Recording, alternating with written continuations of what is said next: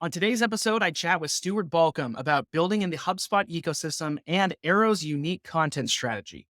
Stuart is the head of growth for Arrows and grew their integration for HubSpot to 700 plus installs and number one in the CS category in less than 18 months. So let's dive right in. Let's start with some foundational stuff here first and get a little bit of context about what you're actually focused on. So at Arrows, particularly, what are you kind of focused on growth wise at the moment? Yeah, totally. It's a really good question. We're sort of at an interesting point in the journey at Arrows. We've been, we're a small, relatively small, so seed stage company, team of 8, growing pretty quickly at the moment. So there's a lot of, what is the next inflection point that we need to get to? What are the things that we have been doing that are going to stop working, or the things that we have been doing that we need to get rid of because we are not going to be able to focus on them, at the sort of next level. So there's been a lot of thinking around that. The biggest thing for me at the moment is figuring out how can marketing sort of better enable a more scaled motion in both sales and in CS. So trying to identify the things that are common patterns later in the journey, and this has sort of always been a core thing that or core approach that I've taken to marketing at Arrows, but it's especially important now is what are the things that we need to be addressing earlier in the journey in product marketing, in content, that help folks grow with Arrows without necessarily having the hands-on support that they have had sort of across the board to date. So I want to dive into two of those factions. So you've talked about some things that maybe there are things you have done in the past that will need to go away and new things to replace those or that need to be additive. What what did your initiatives kind of look like earlier on and how has that changed to where you're going? Yeah, I think so. Arrows has sort of an interesting backstory in the sense that in the sort of 30-second summary, 18 months ago, Arrows was a standalone product, or collaborative customer onboarding tool, entirely standalone. You came to Arrows, you did your work, customers interacted, plans, that was great. We had integrations with Salesforce and HubSpot, but 18 months ago, we made the decision to go sort of all in on the HubSpot ecosystem. And now today you have to authenticate with HubSpot to use Arrows. And what that meant is that early on, we spent a lot of time focusing on the HubSpot ecosystem and identifying areas of demand that weren't being served in that community that sort of were more tangential to the Arrows product than, was necessarily going to be somebody who was going to buy Arrows today, but we wanted the sort of ecosystem mindshare around the problem that Arrows solves, which is generally pretty onboarding, sort of implementation specific. So there was a lot of time spent on, enabling the use case around customer success more broadly, around, helping people understand how you could customize HubSpot, almost not talking about Arrows a whole lot at all. Whereas today, much more of the focus is on, okay, how do we build the bridge between what you're already doing in HubSpot to identify folks who, probably should be using Arrows and don't know that it's an option for them yet. But also, what does that actually look like once you're using the Arrows product or you're trying to use Arrows to solve the more specific problem which your onboarding team is facing when they're trying to scale and do the things which Arrows is really built for today. So I would say that's sort of the broad ecosystem type awareness to the much more focused sort of problem specific content and narrative that we're sort of shifting to today. Let's talk there too. Channels wise or, effort wise, you mentioned content. Were there any other key growth pillars for Arrows that are kind of still in place? Well, what's important to you in terms of channels now? Yeah, so pretty much everything for us at Arrows has been content, and I think that we've had a pretty inverse approach to content than a lot of teams. I know this is sort of seems like it's a bubbling topic at the moment. I think especially like pushed by a lot of the AI content generation type stuff, but um, very early on when I joined Arrows, sort of almost 2 years ago, um, we explicitly decided not to focus on SEO. And what that did was it meant that it was funny, I was probably posted this on LinkedIn, I was joking with my boss the other day, that I have not opened Ahrefs, I have not opened Search Console in well over a year. And the reason being that our entire approach to content has been identify the existing problems that people are trying to solve and then just solve those directly.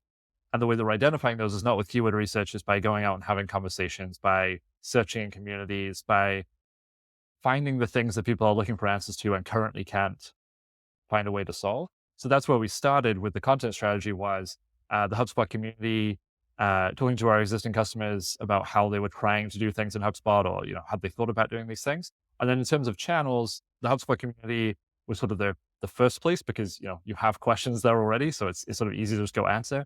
And then we essentially took questions that were validated in the community. We already knew there was demand for in the community and went to LinkedIn and said, sort of essentially asked the leading question, like, hey, does anybody want this thing, which we know people already want over here? Do you want that on LinkedIn? So LinkedIn became the big channel for us with content because we were able to take things that we were learning and sort of already created content around, reformat it, repackage it, sort of invent it for LinkedIn. And then the sort of quiet one, which we never paid a ton of attention to in terms of sort of optimization, but has been really successful for us, is that we were taking everything that we were posting to LinkedIn, which was sort of a great testing ground for, get quick feedback. It's a two-way loop, like or a two-way conversation. You can validate, ask for feature requests, and really treat content as a product. We were creating a lot of video for LinkedIn that we just went and posted to YouTube essentially, like without really much of anything. Like we still don't have thumbnails on any of our videos on YouTube, but that's actually been a place where people now will come and on demos, they will tell us, like, I've watched this entire series on YouTube. I'm ready to go. Right. So I would say those two from a content perspective have been the big two. Um, and we repackaged a lot of that content. We sort of created this flywheel essentially where we would we'd have the same topic, which we covered first on LinkedIn. It went to YouTube. We posted it in the newsletter we were writing and still do write a pretty original, not just sort of an aggregation of links type newsletter, but original content in a newsletter. Um, and then we had a guide, which became the sort of demand capture um, sort of device. But it wasn't net new content. It was really just better packaging, or creating a vehicle for delivering the content that you would have to go search, the sort of posts that are all over the place on LinkedIn, and delivering a path that actually got people to the outcome that they wanted in the bigger sense. So given kind of your hot take approach to SEO, I'm wondering if on the measurement side of this, so you're still doing content. I'm wondering Yes. how you look at measuring that. Cause I mean, that's one of those big things in marketing is like, you can't measure content. Some people think you can. Where do you lie on that? And how do you think about measuring and attributing content to actual business success for arrows? Yeah, for sure. It's certainly not with any attribution tooling. We asked on, well, I guess that's not entirely true. We ask on like demo forums how people heard about us, which, is not perfect. It's, as good as people's memory or, their impression of how they actually heard about you. It's not necessarily, the exact path they took. But the biggest thing that I look at is how often are we hearing about content in conversations that folks are having? So how often do people get on a demo and say, I found you through LinkedIn. I found you because I watched this video. Like how frequently are people referencing the things that you're actually producing? Because I think the thing that does, and yes, it's not a, quantitatively perfect way of measuring attribution, but what it does is measure the thing that really matters about content, which is that people care, right? It doesn't matter if you got the click to the demo from content and the content didn't actually do anything for them, if it didn't help them in that journey. So that I certainly look at the sort of resonance or the impact of that content on people much more so than the sort of quantitative value of that content. And sort of to the point now where we will get people, and I sort of mentioned in passing about treating content as a product, people actively email us with sort of feature requests for content, right? Like this solves, the thing that I'm trying to do initially. Now I have this new use case or this new thing that I'm trying to do that's tangential to this content. Can you go solve that for me in content? Which is a nice place to be when it comes to, having that feedback loop. And especially when you can turn that into, oh, like actually it's just easier to go use the product and it does that. Like, I want to shift gears and talk about HubSpot because we've seen over the past couple decades now. Really starts with the Apple App Store. People start flocking to that, see it as a way to get distribution. Then Shopify's got their ecosystem. I don't think HubSpot is one of those where you really think too much about we could really build something here, but you've done that and kind of positioned yourself within HubSpot's ecosystem as a way to grow. I'm curious what challenges and opportunities on both sides of that coin you kind of see for B2B companies based on what you've experienced. Yeah, totally. I think it's a really interesting timing coming off inbound. A couple of weeks ago, last week. It's been wild. But anyway, but it is, to your point, it is not the obvious ecosystem where you're like, oh yeah, we just go ship something there and we immediately get opened up to this market, because the app ecosystem, especially in Shopify and Salesforce, are much further ahead on that plane. Where HubSpot has had a solutions partner ecosystem that now has like 6,300 solutions partners in it, but the app ecosystem is much less developed. So the way that we looked at it was as I mentioned, we made the shift from a sort of CRM agnostic tool to one that's very focused on HubSpot. And the decision was sort of, well, we could go build this for Salesforce. We could go build this for HubSpot.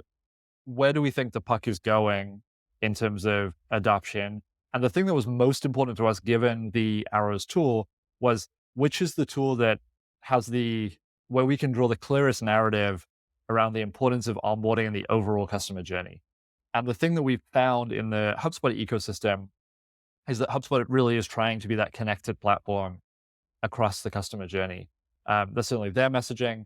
And so we've been sort of able to piggyback that in some ways and find ways to at times often sort of push that narrative harder internally at HubSpot by introducing Arrows as a tool that fits in to sort of enable more of that use case.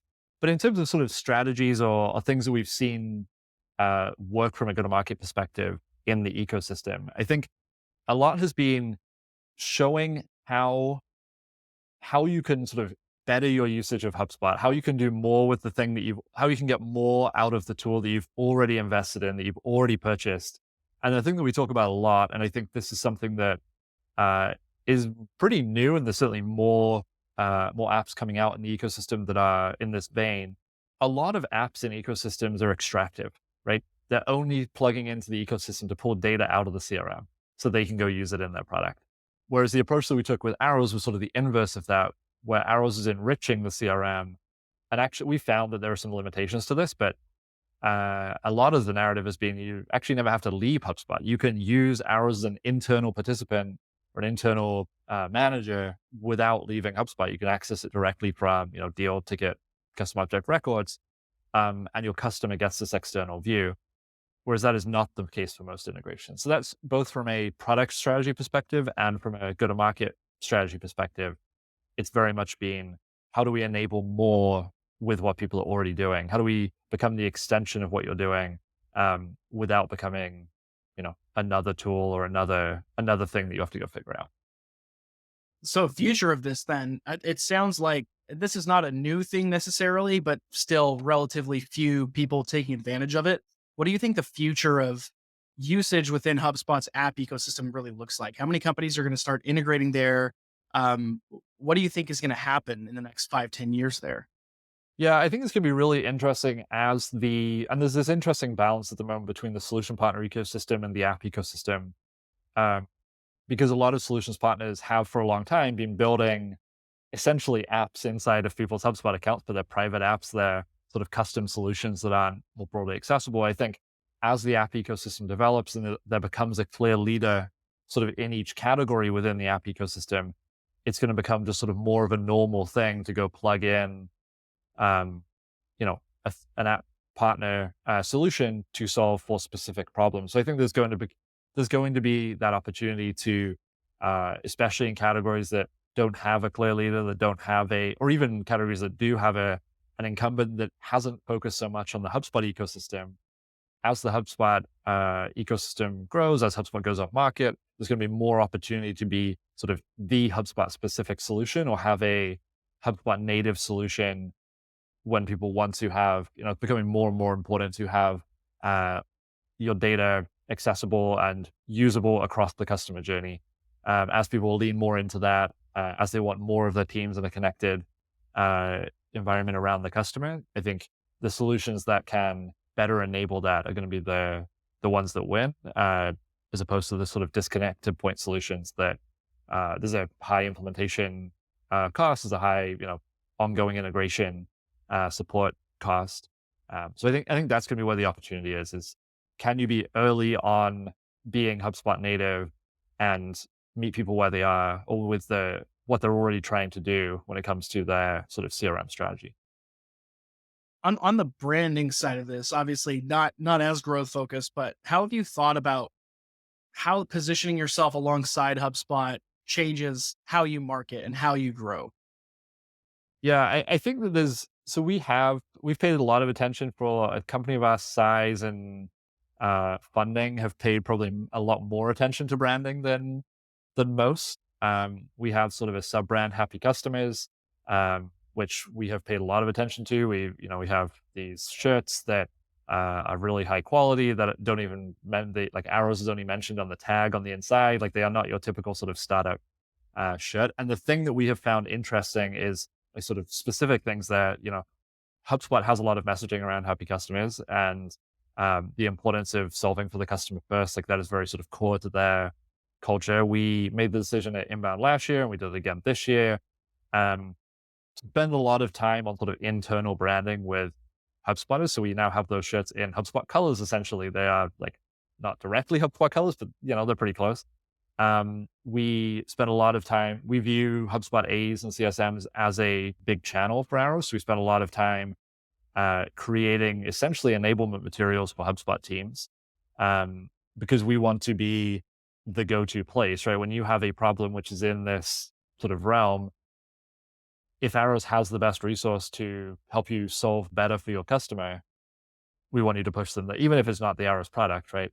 Um, so from a internal branding perspective, we paid a lot of attention to just being sort of the company that always shows up, that's always helpful, that will do the work to solve for the customer or to help you solve for the customer. Um, and I think that's really starting to pay off in a big way. Um, and I think that the outside of the sort of HubSpot company or HubSpot employee type branding efforts, I think trying to be the HubSpot solution or align with people who have the goal of bringing more of their functions, more of their data, more of their workflows into HubSpot has certainly helped. And we've seen a shift even in the last 18 months. There's just more companies, it seems, trying to do that. More companies have a HubSpot admin, have um, a strategy which is focused around consolidating data in one place. Do you happen to have insight on the split between people that find you from their marketplace or people that just kind of find you and just so happen to also have HubSpot and then there's kind of that marriage there? What does the split look like? Yeah, it's probably less than 10% find it from the HubSpot marketplace. Um, in terms of people just happen to have HubSpot, this is one of the big things that we realized that we needed to do pretty early when we made such a sort of about shift to being HubSpot focused was how do we identify or pre-qualify essentially the people who are booking demos, are like interested in the product to people who are using HubSpot. And we really tried to do that as much as possible through content. It's pretty like we have you can sign up for free for hours on the website, and we have a form which asks you, which CRM you're using if it's not HubSpot. It's actually pretty infrequent that, and maybe it's there's some bias there, maybe because people realize that we don't support anything other than HubSpot, but it's very infrequent that people fill out that form with, you know, that we get a response that is not HubSpot there. So we've certainly tried to filter as much as possible in content and in marketing to this is a solution for HubSpot. You are trying to solve this problem. You're probably already trying to solve this or thinking about solving this problem, maybe with HubSpot alone, and sort of try to educate on, this is the ceiling probably of what you're going to be able to do just with HubSpot. And that's where ours sort of fits in to enable, more of the use case. It is definitely going to be an interesting, and there's no plan or timeline or anything on this at this point, but it is certainly going to be interesting when at some point, uh, you know, we want to be cross-platform or, build another CRM integration. Last question for you here, then we'll wrap things up. outside of HubSpot, you can't say HubSpot for this.